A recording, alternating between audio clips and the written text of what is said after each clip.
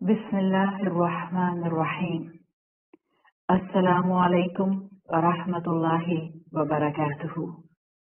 रसूलुल्लाह सल्लल्लाहु अलैहि वसल्लम की सीरत में आपकी मोहब्बत तक आने के लिए एक और कदम, मदीनतु मोहम्मद सल्लल्लाहु अलैहि वसल्लम।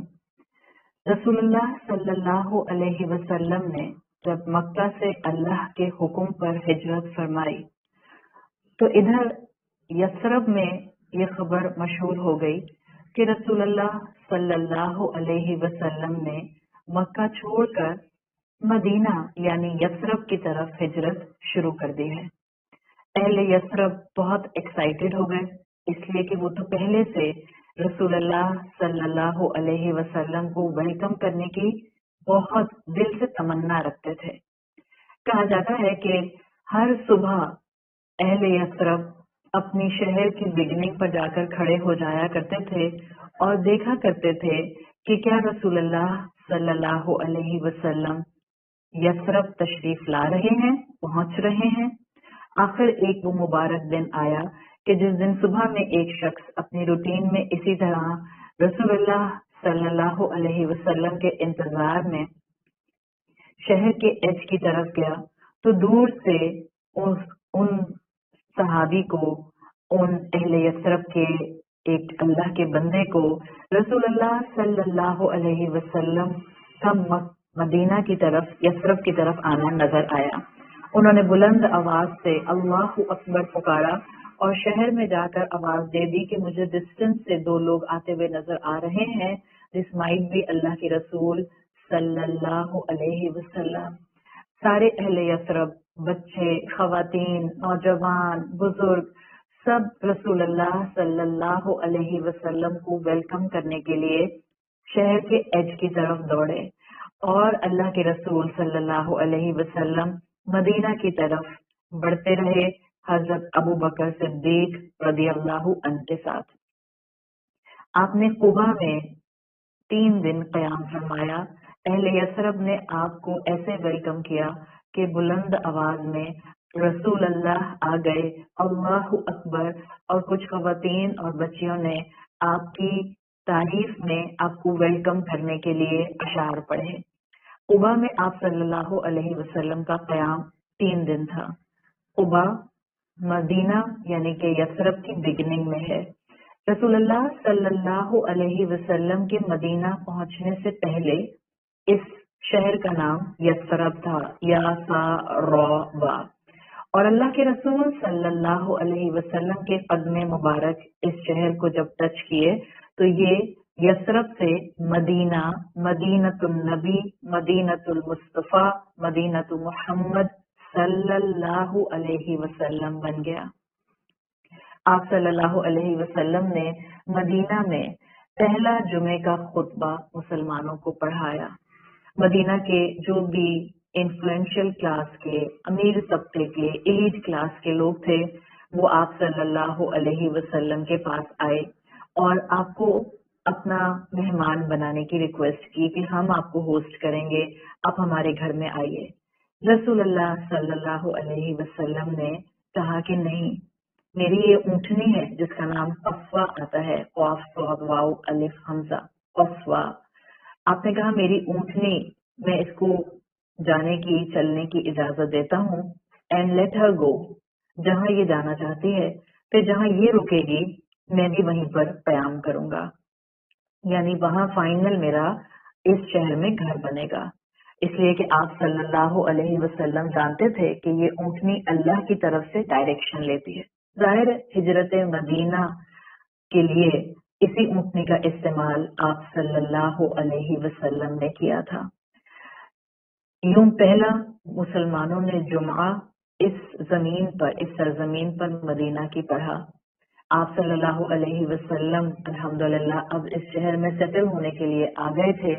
आपको यहाँ कुछ चीजें अपने जहन में प्रैक्टिकलिटी के पॉइंट ऑफ व्यू से रखनी चाहिए।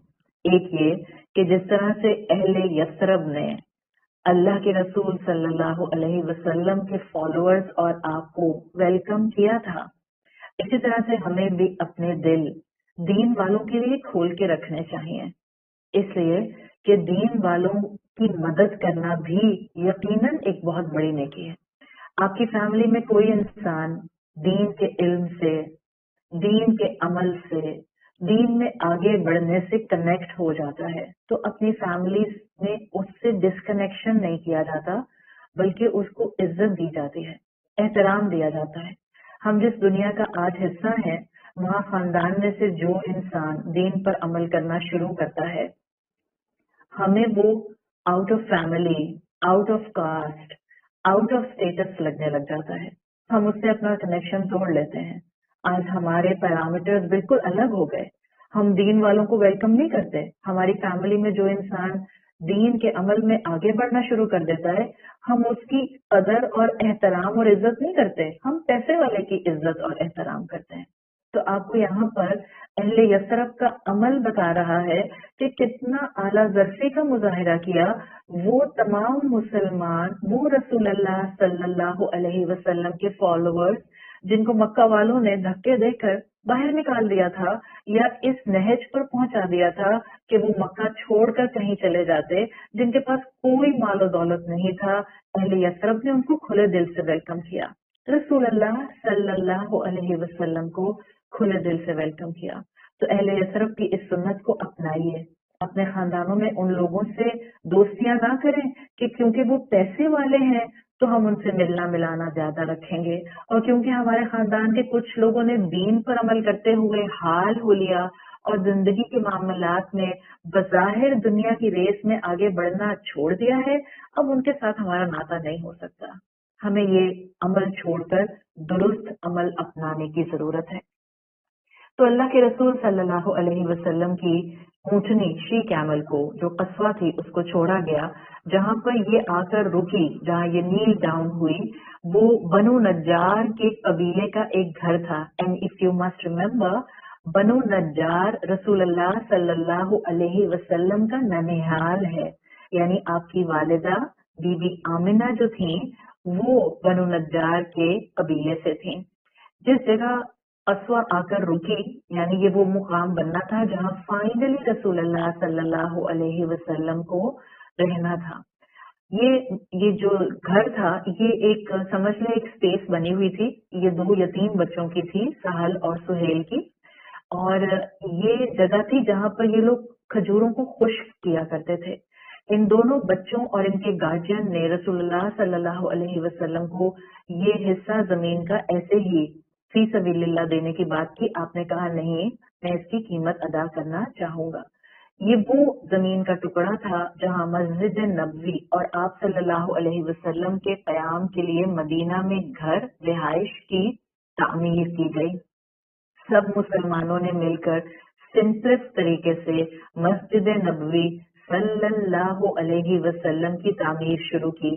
آپ صلی اللہ علیہ وسلم نے بھی مسلمانوں کا ساتھ ہاتھ بٹایا۔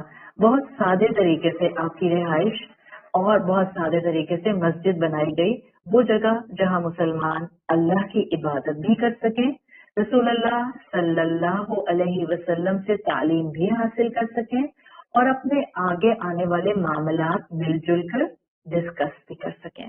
سیدھی سادی سی مسجد بنائی گئی جس کی زمین وہی ریتیلی پتھریلی تھی، کھجور کے تنے ایز اے پلر استعمال کیے گئے اور چھت کے طور پر سوکھے کھجور کی شاخوں کو یوز کر لیا گیا۔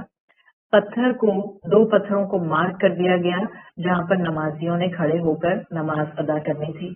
شروع کے وقت میں ہم جانتے ہیں کہ مسلمانوں کا قبلہ جو تھا وہ یروشلم کی طرف، بیت المقدس کی طرف تھا، جب تک کہ حکم نہیں آیا کہ اللہ کے رسول صلی اللہ علیہ وسلم اب اپنا رخ مکہ کی طرف کر لیں۔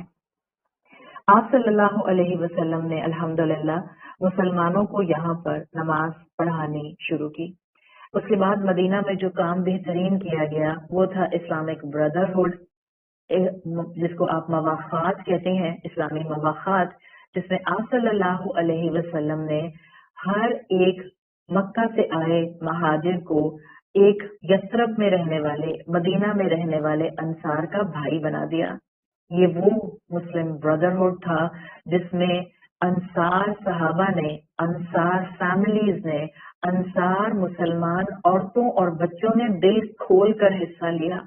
سب نے اپنے اپنے حصوں میں، اپنے گھروں میں، اپنے کاروبار میں، اپنی فیملیز میں ایک ایک مہاجر بھائی کو، ایک ایک مکہ سے آنے والے مسلمان کو اڈاپٹ کر لیا، اس کی ذمہ داری لے لی، اس کو پارٹ آف فیملی بنا لیا. بہترین طریقے سے شیئرنگ کی گئی.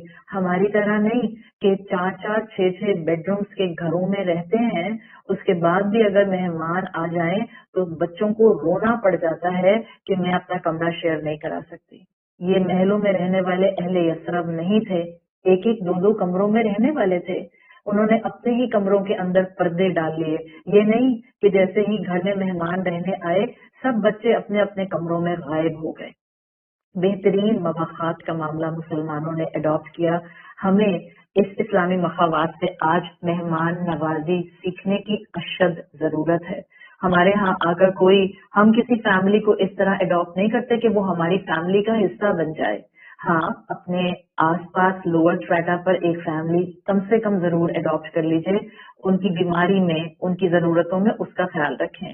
اور جب آپ کے گھر میں مہمان آئیں تو بہترین مہمان نوازی کیجیے. انصار مدینہ سے سیکھیے. آپ صلی اللہ علیہ وسلم نے مدینہ میں جب مسلمانوں کو 5 وقت کی نماز پڑھانا شروع کی تو اب کیونکہ کوئی پراپر طریقہ نہیں تھا کہ جس سے کہ مسلمان جو تھے ان کو پتہ چلتا کہ نماز کا وقت ہو گیا ہے. وہ تو سورج کی روشنی سے ہی نماز کے اوقات کا اندازہ لگایا کرتے تھے. تو مسلمان مسجد میں آ کر بیٹھ جایا کرتے تھے کہ رسول اللہ صلی اللہ علیہ وسلم کی امامت میں کی جانے والی نماز چھوڑنا نہیں چاہتے تھے. تو آپ صلی اللہ علیہ وسلم نے اپنے صحابہ کے ساتھ مل کر مشورہ کیا کہ کیا اناؤنسمنٹ کا طریقہ رکھا جائے. اہل کتاب کو دیکھتے ہوئے، ان کی عبادت کے پوائنٹ آف ویو کو دیکھتے ہوئے 2 ہی طریقے مسلمانوں کے سامنے اب تک تھے. نمبر 1، جیوز کا جو ہارن میں بلو کرنے کا معاملہ تھا، یا تو مسلمان اس کو جانتے تھے یا کرسچن کے ووڈن کلیپرز کو جانتے تھے جو وہ اپنی عبادت سے پہلے بجایا کرتے تھے. لیکن یہ دونوں طریقے مسلمانوں کو بہرحال اس وقت سمجھ نہیں آئے. یہاں تک کہ اللہ کے رسول صلی اللہ علیہ وسلم کے ایک صحابی عبداللہ ابن زید وہ آگے بڑھے اور انہوں نے اللہ کے رسول صلی اللہ علیہ وسلم کو اپنا خواب سنایا. انہوں نے کہا کہ میں نے خواب میں یہ دیکھا کہ جب ہم ڈسکشنز کر رہے تھے کہ ظاہر ہم سارا دن یہی ڈسکشنز کر رہے تھے کہ ہم کس طرح سے مسلمانوں کو نماز کے لیے اکٹھا کریں. تو میں نے خواب میں یہ دیکھا کہ ایک شخص جس نے گرین کلر کے کپڑے پہنے ہیں اس کے پاس کرسچنز والا ووڈن کلیپر ہے. میں خواب میں اس کے پاس جاتا ہوں اور میں اس سے کہتا ہوں کہ آپ مجھے یہ ووڈن کلیپر اپنا جو ہے وہ دے دیں تاکہ ہم مسلمان اس کو کال فار نماز جو ہے استعمال کر لیں. تو میرے خواب میں ہی وہ گرین کپڑوں میں ملبوس شخص عبداللہ ابن زید کہتے ہیں کہ اس سے بہتر طریقہ نماز کو بلانے کے لیے کیا جا سکتا ہے. اور اس کے بعد عبداللہ بن زید کہتے ہیں کہ مجھے نماز پوری اذان اس خواب میں وہ گرین کپڑوں میں ملبوس شخص نے اللہ اکبر سے لے کر اینڈ تک کے الفاظ تک سنائی، اور وہ عبداللہ ابن زید نے رسول اللہ صلی اللہ علیہ وسلم کو سنا دی. آپ صلی اللہ علیہ وسلم کو یہ خواب سننے کے بعد بہت بہتر لگا. ظاہر اللہ تعالیٰ نے دل میں ڈال دیا اور آپ نے کہا کہ یہ بہترین کلمات ہیں جن کی اناؤنسمنٹ کے ساتھ مسلمانوں کو مسجد کی طرف بلایا جائے. آپ نے حضرت بلال رضی اللہ عنہ کو بلایا اس لیے کہ ان کی آواز لاؤڈ اور بہت کرسپ تھی. آپ دیکھیں جس انسان کی تجوید لاؤڈ اور کرسپ ہوتی ہے اس کی تلاوت سننے کا مزہ ہی الگ آتا ہے. حضرت بلال رضی اللہ عنہ نے آپ صلی اللہ علیہ وسلم کے حکم پر آذان دی اور سب مسلمانوں کو پھر گھروں سے نکل کر اس آواز پر مسجد میں آ گئے. حضرت عمر رضی اللہ عنہ بھی آئے اور انہوں نے اللہ کے رسول صلی اللہ علیہ وسلم سے کہا کہ اسی طرح کے کچھ الفاظ ان کو بھی اسی طرح سے ملتے جلتے خواب میں سنائی دیے تھے.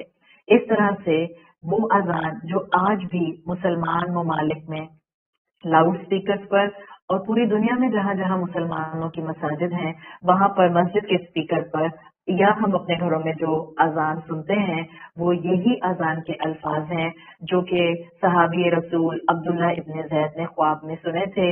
رسول اللہ صلی اللہ علیہ وسلم نے حضرت بلال رضی اللہ عنہ کو پڑھنے کو کہے اور آج تک ہمارے کانوں میں ہر نماز سے پہلے اذان کی یہ آواز گونجتی ہے. مت بھولیں کہ یہ وہی آواز ہے جیسے کہ قرآن کی آواز مدینہ اور مکہ کے وادیوں سے جو 1450 سال پہلے شروع ہوئی آج بھی ہمارے گھروں میں تلاوت قرآن کی شکل میں گونجتی ہے. بالکل اسی طرح سے مدینہ تو محمد صلی اللہ علیہ وسلم میں مسلمانوں کو مسجد میں گیدر کرنے کے لیے جو اذان پکاری جاتی تھی آج بھی ہماری مسجدوں میں، ہمارے ملکوں میں، ہمارے شہروں میں، ہماری عبادت کی جگہ پر یہ اذان انہی الفاظ کے ساتھ دہرائی جاتی ہے. اللہ تعالی ہمیں اس اذان کو سن کر نماز کی طرف دوڑنے والوں میں شامل فرمائے. یہ تھا مدینہ، رسول اللہ صلی اللہ علیہ وسلم کا شہر، مدینۃ النبی، مدینۃ محمد صلی اللہ علیہ وسلم، جہاں بہترین آداب کے ساتھ مسلمانوں نے قرآن پر عمل کرنا شروع کیا اور رسول اللہ صلی اللہ علیہ وسلم کی قدر کرنی شروع کی. یہ وہ پوائنٹ تھا جہاں سے اسلام مکہ سے باہر پھیلنا شروع ہو گیا. اور آج ہم خوش نصیب ہیں کہ الحمدللہ اللہ تعالیٰ نے ہمیں مسلمان گھرانوں میں لا الہ الا اللہ محمد رسول اللہ صلی اللہ علیہ وسلم کہنے والا بنایا ہے. اللہ تعالیٰ ہمیں اپنے اپنے گھروں کو مدینۃ محمد صلی اللہ علیہ وسلم بنانے کی توفیق عطا فرمائے. سبحانک اللہم و بحمدک نشہد ان لا الہ الا انت نستغفرک و نتوب الیک. السلام علیکم ورحمۃ اللہ وبرکاتہ.